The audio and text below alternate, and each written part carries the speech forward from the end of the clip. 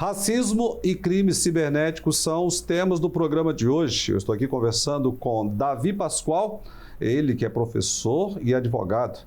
Tem a presença também de Eduardo Pinheiro, ele que é especialista em proteção de dados, e Romerito Oliveira, presidente do FENASP, advogado e professor. Bom, doutor Davi ficou de responder agora, já na abertura desse segundo bloco. Se você foi vítima ou está sendo aí, né, nesse momento de racismo, doutor Davi, o que essa pessoa, essa vítima precisa fazer?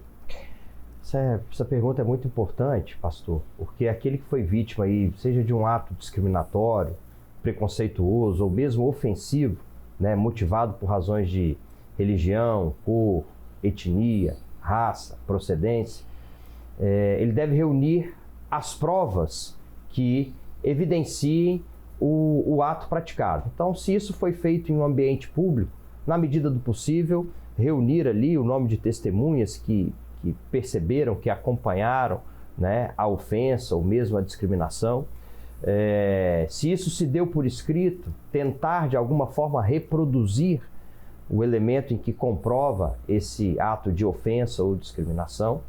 E se deu em ambiente virtual também, reunir esta comprovação aí por meio dos elementos, e aí eu vou deixar isso até para o Eduardo com muito mais propriedade dizer para nós, mas em suma, a vítima deve primeiro se cercar dos elementos que comprovem a prática do ato e, na sequência, levar isso ao conhecimento da autoridade policial por meio de um boletim de ocorrência. Esse é o primeiro ato. Eduardo, como que esse telespectador ele vai se proteger, em primeiro lugar, dessas pessoas que elas nos elegem? Porque ela elege você, tem ódio de você e faz uso agora das ferramentas das redes sociais. A sua orientação? Então, a melhor forma de se proteger dessas pessoas, muitas vezes intolerantes, é você estar bem informado.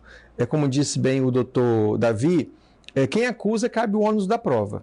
Então, veja bem, se você está sendo acusado de alguma coisa, está sendo ofendido, humilhado, você precisa levar a prova, né, para a justiça, para a polícia. Então, você tem que produzir esse meio probatório. E hoje em dia é muito simples, ainda mais no mundo digital.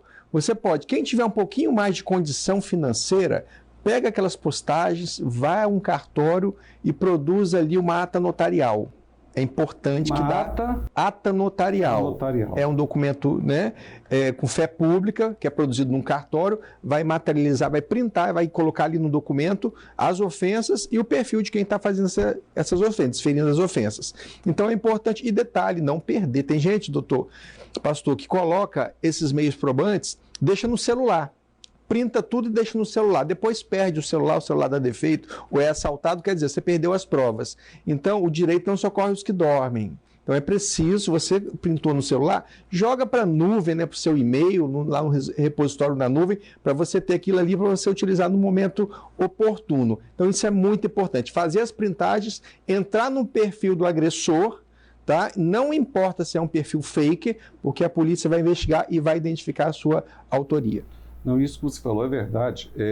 Meu telefone foi hackeado recentemente e, trazendo os dados de volta, eu perdi muitas mensagens, perdi fotos.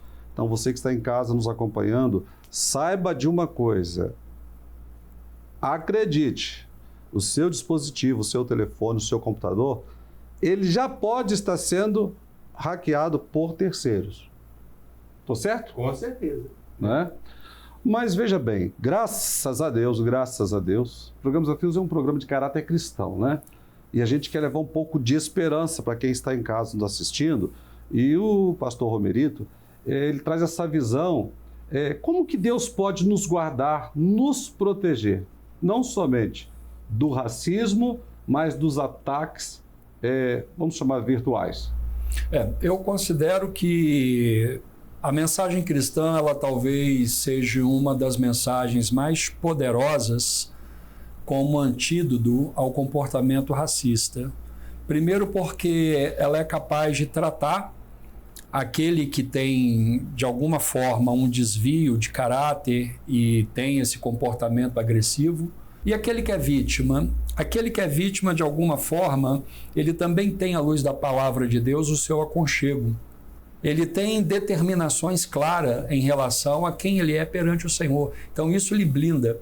Agora, é lógico que, como cidadão, se ele está diante de uma agressão injusta nesse sentido, o doutor Davi trouxe muito bem, cabe acionar as autoridades que foram constituídas também por Deus, para que esse agressor responda à medida do seu ato. Agora, o Romerito, pastor Romerito, e é também advogado, qual a importância, uma vez que nós estamos falando de racismo, estamos falando de crimes virtuais, crimes cibernéticos aí, invasão, né, das nossas redes, qual a importância, olha que coisa, de termos legisladores que são cristãos verdadeiros?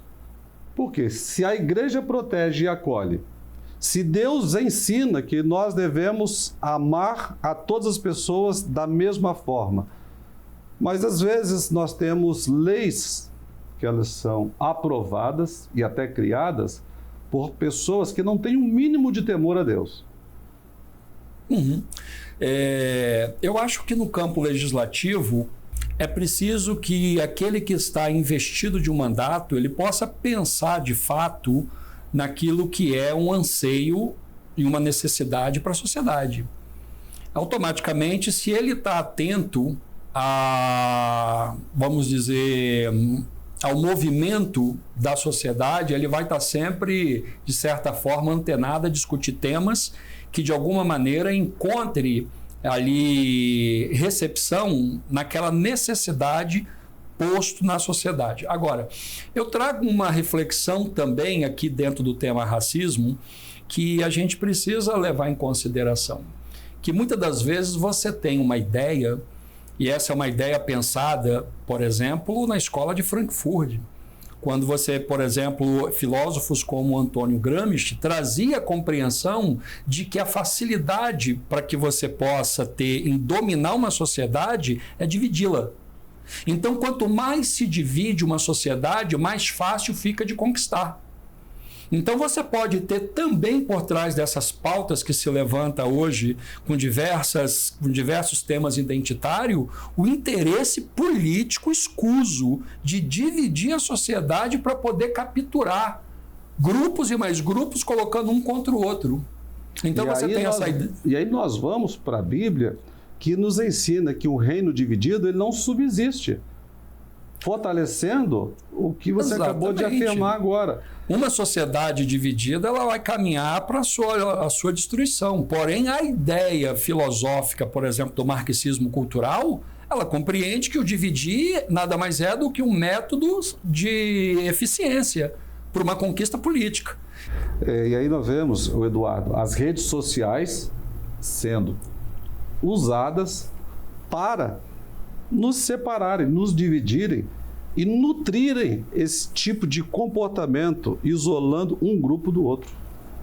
Perfeito. Então, a gente tem visto muito isso nos últimos tempos. E o Marco Civil da Internet fala que a internet é livre, ela não pode ter... A internet brasileira não pode ter censura, a internet brasileira não pode ser dividida em segmentos, ela é neutra. E a gente, infelizmente, não tem visto isso, né? A gente vê um momento muito crítico de muitas redes sociais sendo bloqueadas, não por hackers, mas pelo próprio poder público.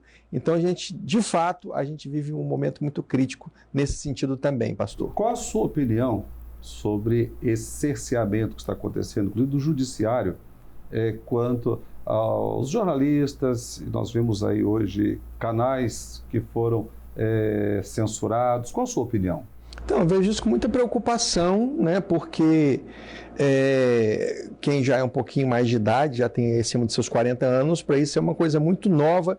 Nós pensávamos que o regime militar, né, tinha ficado para trás, essa questão de censura, de controlar a fala e a opinião, né, das pessoas, mas isso não é o que a gente tem visto nos últimos tempos, e isso eu vejo com muita preocupação, infelizmente. Então vamos lá com o doutor Davi.